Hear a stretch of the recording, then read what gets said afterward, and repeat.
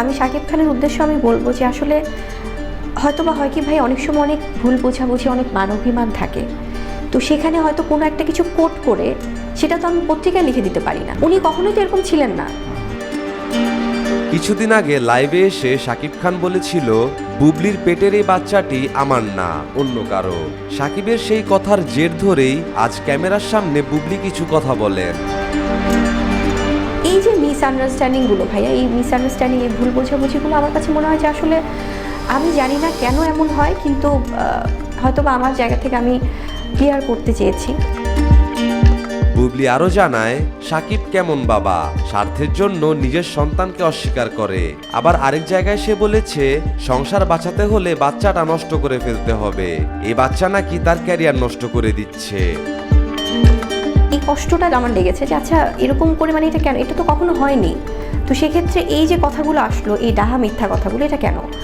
তখন যখন সে আমাকে বললো যে আসলে আমি তো এই ধরনের কোনো কথা বলিনি, এটা মানে পত্রিকার মাধ্যমেই গেছে বা যেটাই হোক, সাকিবও বলেছে তো এক্স্যাক্ট।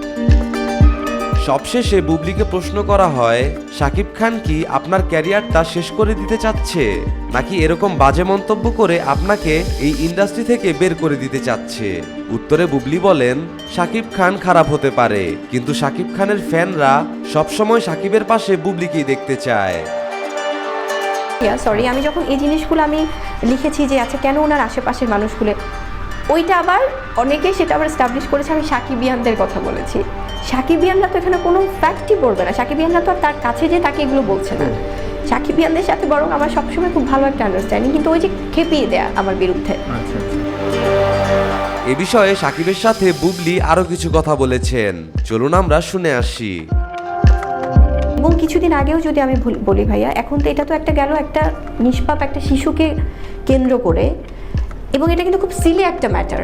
এই সিলি একটা সিম্পল ম্যাটার নিয়ে তো এত এগ্রেসিভ হওয়ার তো, মানে এভাবে করে কথা বলে। এবং আমি কিন্তু যত জায়গায় কথা বলছি আমি খুব নাইসলি আমি বলছি যে হওয়ার কথা না। এটা যদি আমরা বাদ দিই ভাই, কিছুদিন আগে আপনি দেখেন ওর, মানে আমাকে তো ওর, মানে আমরা তো আসলে ফেসবুকে নেই এবং আমরা তো সেই সময়টা হয় না যে আমি ওকে দেখবো বা কোনো কিছু। আমাকে অনেকে তো হয়তো স্ক্রিনশট পাঠায় যে আপু এরকম করে কেন আপনাকে বলেই যাচ্ছে, আপনি কিছু বলছেন না। কিছুদিন আগেও ভাইয়া ও আমাকে নিয়ে একটা হুট করে একটা ইয়ে দিল যে আচ্ছা ওনাকে নিয়ে কেন এত মানে ষড়যন্ত্র হচ্ছে, এত প্রবলেম হচ্ছে বা এত কিছু আউট অফ নো ওয়্যার ভাইয়া। তো তখন কি ছিল? তখন তো খুব ওয়েল উইশ, তাই না? মেসেজ তখন কি ছিল ভাইয়া? মানে তখন তো কোনো কিছু, এই যে এখন যে একটা এক্সকিউজ বানাচ্ছে কোনো কিছু মিলেছে বা কিছু, তো তখন তো কিছুই ছিল না। তো ওর যে এই যে গায়ে পড়ে আমার সাথে এরকম করছে, অঙ্কটা আমরা পাচ্ছি না, আমি পাচ্ছি না ভাইয়া, কারণ আমার সাথে পরির কখনো কোনো প্রবলেম ছিল না। মানে আমি খুব অবাক হচ্ছি যে কেন এরকম। ওর সাথে আমার যখনই কোনো ইভেন্টে দেখা হচ্ছে, হাই হ্যালো, খুব নাইসলি, হ্যাঁ ঠিক আছে, বাট তার বাইরে শরীফুল রাজের সাথে আপনার গোপন প্রণয় ছিল না দীর্ঘদিনের? ওর সাথে রাজ ভাইয়ের সাথে আমার কোনোদিন কোনো মানে প্রেম ঘটিত কোনো সম্পর্কও নাই, আমরা প্রফেশনালি কাজ করছি।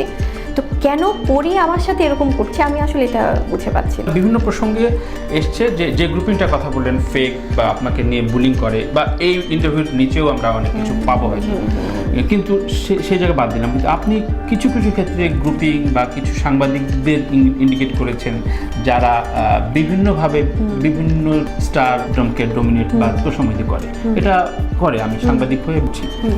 কিন্তু আপনি সেগুলোকেও মাঝে মাঝে ইন্ডিকেট করেছেন। তাদের প্রতি আপনার ক্ষোভের কারণটা কি? মানে আপনাকে তারা কি কোনো রকম ডিস্টার্ব হ্যারাস করছিল কিনা? আমি নতুন নায়িকা হিসেবে বুবলি খুব সুন্দর করে গুছিয়ে কথা বলতে পারে। আমি বুবলির অনেক বড় একজন ভক্ত, সবসময় তাকে সাপোর্ট করব। একটি কথা শেয়ার করি, সেটি হচ্ছে যে একদম সিম্পলি যদি একটা কথা বলি ভাইয়া, আমি যখন আমার সন্তানকে নিয়ে বা যখন আমি আমার শ্বশুর বাড়িতে যাই বা যখন সাকিবের সাথে আমার একসাথে দেখা হয় বা আমরা যখন একসাথে বসি বা কথা বলি, কোনোদিনও ওই বাসাটায় আমাকে কেউ কোনোদিনও ডিসরেসপেক্ট করেনি, কখনোই আমাকে অসম্মান করেনি, ডিসরেসপেক্ট করেনি। এবং কিছু কিছু যেই কথাগুলো এসেছে যে আমাকে বাসা থেকে চলে যেতে বলেছে বা এই ধরনের একটা নোংরামি, এটা সম্পূর্ণই মানে এতটা মিথ্যা, যেটা কিনা আমি সংবাদপত্রের মাধ্যমে, পত্রিকার মাধ্যমে দেখেছি। তো আমার না দেখে আমার কাছে মনে হয়েছে যে আসলে এটাও সম্ভব, মানে এতটা মিথ্যা লেখা সম্ভব।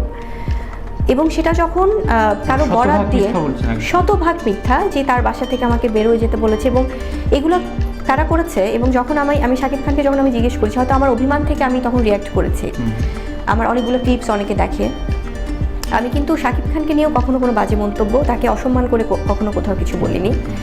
কখন করেছি, যখন আমি এই কষ্টটা আমার লেগেছে যে আচ্ছা এরকম করে, মানে এটা কেন, এটা তো কখনো হয়নি। সব জায়গাতেই তো এখন সিসি ক্যামেরা থাকে, সবখানেই এখন সব কিছু থাকে, তো সেক্ষেত্রে এই যে কথাগুলো আসলো, এই ডাহা মিথ্যা কথাগুলো, এটা কেন? তখন যখন সে আমাকে বললো যে আসলে আমি তো এই ধরনের কোনো কথা বলিনি, এটা মানে পত্রিকার মাধ্যমেই গেছে বা যেটাই হোক, মানে সাকিবও বলেছে কিছু জানেন। তো এক্স্যাক্টলি। তো তখন আমি দেখলাম যে এই যে বাসা থেকে বের করে দেয়, এটার পিছনে কি থাকতে পারে, যিনি এই পত্রিকাটা লিখলেন বা যারা লেখালেন, এটা কি তাদের কী ধরনের উদ্দেশ্য থাকতে পারে ভাইয়া, যে হয়তো আমি অভিমান করে শেহজাদকে আমি আর নিব না ওই বাসায়। এটাই তো আমার মা হিসেবে তো আমি এটা চাইবো যে এত বড় একটা মিথ্যা কথা এটা লিখলো, যেটা আমি কিন্তু অনেকদিন আমি নিয়েও নি শেহজাদকে, আমি অভিমান করে আমার সে কষ্টের জায়গাটা থেকে আমি ওখানে নিতে চাইনি বা নেইনি। তো তখন যখন ওখান থেকে ওই বাসা থেকে, কারণ তারাও তো আমার পরিবার, তারা যখন বলছিলেন যে ফাইন, কেন ও দাদা দাদুর আদর থেকে, কেন বাবার আদর থেকে বঞ্চিত হবে শেহজাদ, কেন সেই ওই বাসার সেই এটা থেকে, তো এটার উদ্দেশ্যটা কি, যে আমি যেন শেহজাদ যেন তার বাবা বা দাদা দাদু বা এই জায়গাগুলো থেকে যেন ডিটাচড হয়, বা আমি যেন ওখান থেকে ডিটাচড হই। তখন আমার কাছে মনে হলো যে আমি চাইলেই তো সেই পত্রিকা বা সেই সাংবাদিক বা সেই মানুষ, এরা তো আমাদেরই কাছের মানুষ, তা এই মানুষগুলো কেন তাহলে এভাবে এত রকমের করে, মানে আমার সামনে আসলে একটা কথা হচ্ছে বা লিখছে আর এক রকম। এবং আমি শাকিব খানের উদ্দেশ্য আমি বলবো যে আসলে হয়তো বা হয় কি ভাই, অনেক সময় অনেক ভুল বোঝাবুঝি, অনেক মানবিমান থাকে, তো সেখানে হয়তো কোনো একটা কিছু কোট করে সেটা তো আমি পত্রিকায় লিখে দিতে পারি না, উনি কখনোই তো এরকম ছিলেন না। মানে সেক্ষেত্রে এখন কেউ যদি কোনো একটা সাংবাদিক গ্রুপের সাথে বা আছে না, এরাই তো আমাদের ভাই ব্রাদার, আমাদের বড় ভাই, আমাদের কলিগ সবাই, তো তখন আড্ডাতেও তো হয়তো অনেক অভিমান কথা হয় বা অনেক কিছু হয়। বুবলির কথায় যুক্তি আছে, মুখে যা আসবে তাই বলে দিবে এমন নায়িকা বুবলি না।